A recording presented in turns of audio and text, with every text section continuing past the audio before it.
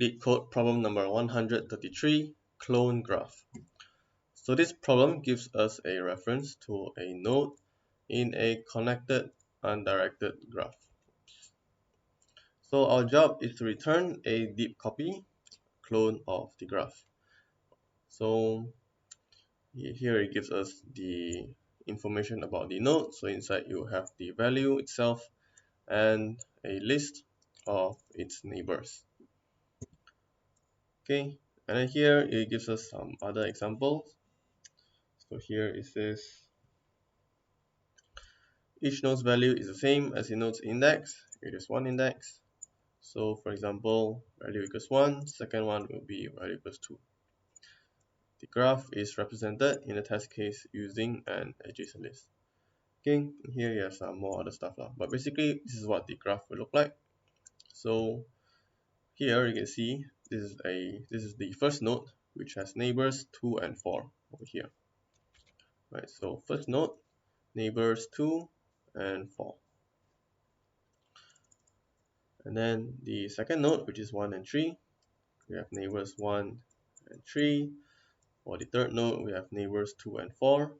Here, third node, so 2 and 4. 2 is here, 4 is here. And for the fourth node, we have neighbors 1 and 3.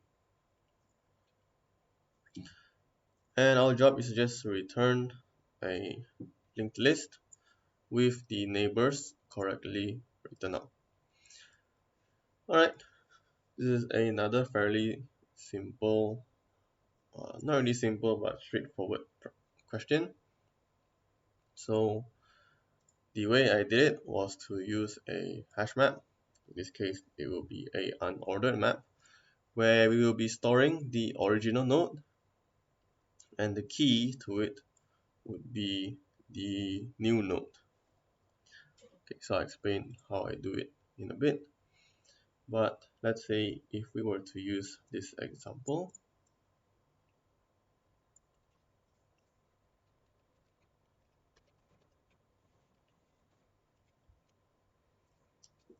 alright, so we have the list here. Remember that this is our first node, second node, third node, and fourth node.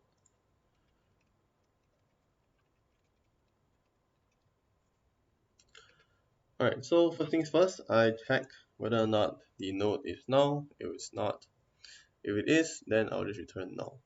Otherwise, I construct a new node because this is a deep copy, so we cannot just pass in the original node.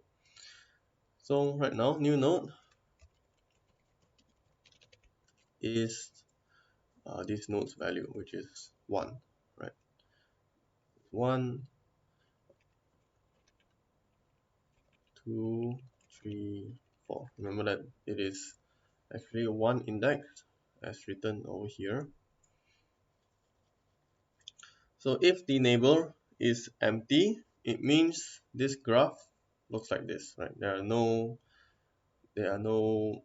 neighbors for this specific node. So what we can do is just immediately return the new node. Okay, but since in this case we do have neighbors which are 2 and 4, so here I create a new vector of nodes. It is the same one as the neighbors in the node.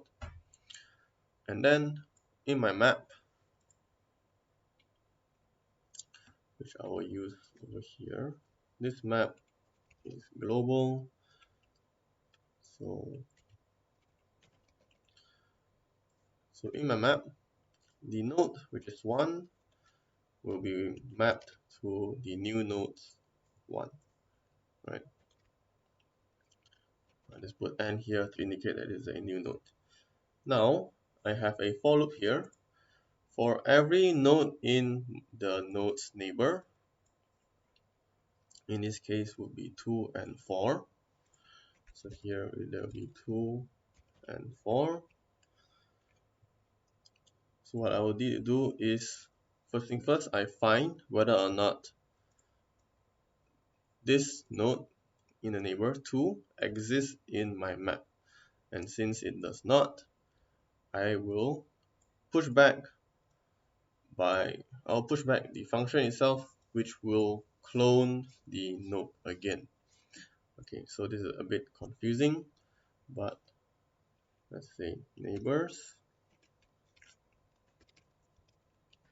Okay, so this is the new vector. So here it will push back a new function. So I'll open up a function like so. This is a recursion. So clone graph n. Okay, so right now n is 2. Right, n is 2. It is not now. We construct a new node. Equals to 2. 2 is not empty. Right, 2 is not empty. Create a new neighbors. And then our map, we map the node 2 to the new node as well. And then here, I repeat the same thing again. So for 2, okay, so for 2, since there is a 1 already, right, there's an existing 1. So what I do is I just push back the value of what I've saved before. So neighbors equals to n1. And for the case of 3, since 3 does not exist in our current map, so we recurse again, do the same thing.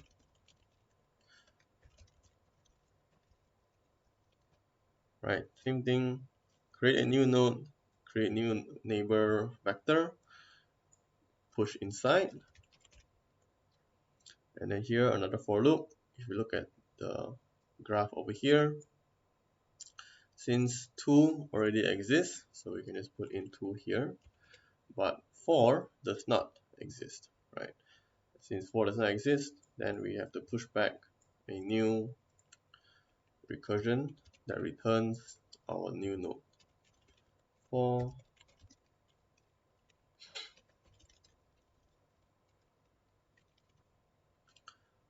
okay, push back 4 as well.